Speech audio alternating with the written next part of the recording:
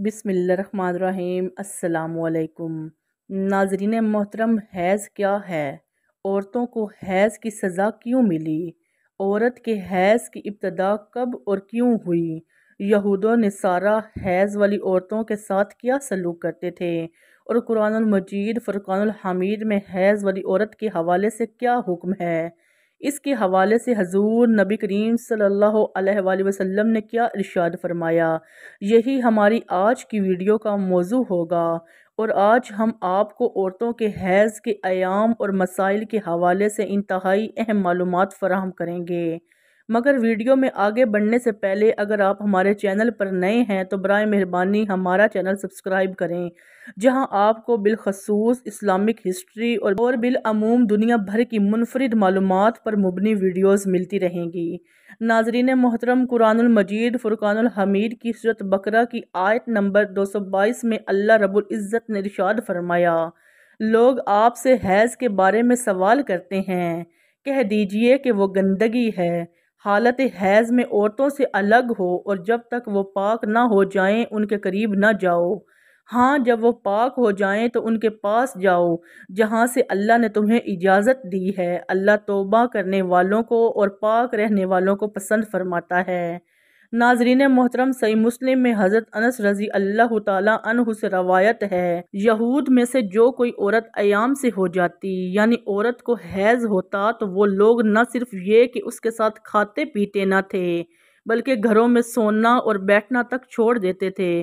चुनांचे रसूलुल्लाह सल्लल्लाहु अलैहि वसल्लम के सहाबा कराम ने आपसे इस हवाले से पूछा कि हाइज़ा औरतों के बारे में यहूदियों का तो ये अमल है, हम क्या करें? तब अल्लाह रब्बुल इज़्ज़त ने ये आयत नाजिल फरमाई, यानी ये लोग आपसे हैज़ के बारे में पूछते हैं। रसूलुल्लाह सल्लल्लाहु अलैहि वसल्लम ने फरमाया, तुम अपनी औरतों के साथ जबकि वो हाइज़ा हों सिवाय सोहबत के जो चाहे किया करो। जब ये खबर यहूदियों को पहुंची तो उन्होंने कहा, ये आदमी यानी मोहम्मद सल्लल्लाहु अलैहि वसल्लम हमारे जिस दीनी अमर की तरफ मुतवज्जा होते हैं उसमें हमारी मुखालफत ज़रूर करते हैं। यहूद की ज़बानें ये सुनकर दो सहाबा कराम दरबार रिसालत में हाजिर हुए और अर्ज़ किया, या रसूलल्लाह सल्लल्लाहु अलैहि वसल्लम, यहूदी ऐसा कह रहे हैं। यानी उन्होंने यहूदियों का कलाम नकल किया और फिर ये कहा, अगर आप इजाज़त दें यहूदियों की मुवाफ़क़त के लिए हम अपनी औरतों के पास अयामे हैज़ में रहना सहना छोड़ दें। ये सुनकर रसूलुल्लाह सल्लल्लाहु अलैहि वसल्लम का चेहरा मुबारक मुतग़य्यर हो गया और हमें यह गुमान हो गया कि आप सल्लल्लाहु अलैहि वसल्लम उन दोनों पर खफा हो गए हैं। वो दोनों निकल कर चल दिए। उनके जाते ही रसूलुल्लाह सल्लल्लाहु अलैहि वसल्लम के पास कहीं से तोहफ़तन दूध आया। आपने उन दोनों को बुलाया और उन दोनों को दूध पिलाया ताकि उन्हें ये पता चले कि रसूल कायनात उनसे नाराज़ नहीं। नाज़रीन मोहतरम, हैज़ से मुराद वो खून है जो बालिग गैर हामला औरत के रहम से आए और उसका सबब बीमारी न हो। इसी खून के सबब किसी औरत में बच्चा पैदा करने की सलाहियत मौजूद होती है। अगर किसी औरत को हैज़ यानी माहवारी न आती हो तो वह बच्चा पैदा करने की सलाहियत से महरूम होती है। हैज़ की इब्तदा के हवाले से सही कौल ये है कि इसकी इब्तदा हज़रत अम्मा हवा से हुई। हज़रत हवा ने जब शजरे ममनूहा का फल खाया उसी वक्त से ये बीमारी औरतों के साथ लग गई। बाज़ हजरात इसकी इब्तदा बनी इसराइल से और बनी इसराइल की औरतों से करार देते हैं, मगर इस कौल को इमाम बुखारी ने रद्द किया है। नाजरीन मोहतरम, हैज़ की कम अज़ कम मुद्दत 3 दिन और 3 रातें जबकि ज़्यादा से ज़्यादा मुद्दत 10 दिन और 10 रातें हैं। अगर किसी को 3 दिन और 3 रात से कम खून आया तो वह हैज़ नहीं बल्कि इस्तिहादा है। इसी तरह अगर बीमारी या किसी और वजह से किसी को 10 दिन और 10 रात से ज़्यादा खून आया तो वो जो 10 दिन से ज़ाहिद होगा वो भी इस्तिहादा है। नाजरीन मोहतरम, इस्तिहादा से मुराद औरत की शर्मगाह से निकलने वाला वो खून है जो ना हैज़ का खून है ना नफास का, बल्कि किसी बीमारी की वजह से आता है। नाजरीन मोहतरम, हदीस की बहस किताबों में इस मजमून की रवायात भी मौजूद हैं जिनमें कहा गया है कि बनी इसराइल की औरतों को मस्जिदों में जाने और मर्दों के साथ बाजमात नमाज अदा करने की इजाज़त थी। وہاں انہوں نے ایڑیاں اونچی کر کے مردوں کی تاک جھانک شروع کر دی، چنانچہ انہیں مسجد جانے سے روک دیا گیا اور ان پر حیض مسلط کر دیا گیا۔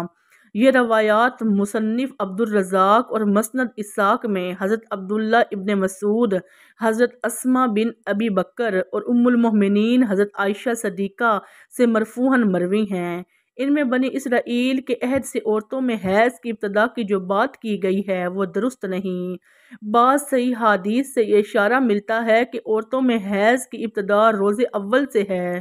حضرت عائشہ صدیقہ رضی اللہ تعالیٰ عنہا حجۃ الوداع میں اللہ کے رسول صلی اللہ علیہ وآلہ وسلم کے ساتھ حج کے ارادے سے نکلیں۔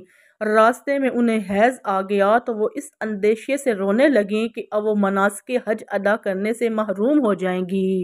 آپ صلی اللہ علیہ وآلہ وسلم کو معلوم ہوا تو آپ نے انہیں سمجھاتے ہوئے فرمایا، یہ ایسی چیز ہے جسے اللہ رب العزت نے اولاد آدم میں عورتوں کے لیے لازم کر دیا ہے۔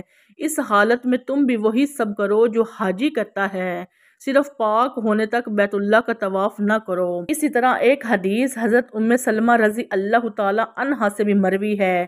وہ بیان کرتی ہیں کہ ایک موقع پر میں رسول اللہ کے پاس تھی کہ مجھے حیض آنے لگا، میں وہاں سے اٹھ گئی۔ آپ صلی اللہ علیہ وآلہ وسلم نے دریافت کیا تو میں نے بتایا کہ مجھے حیض آنے لگا ہے۔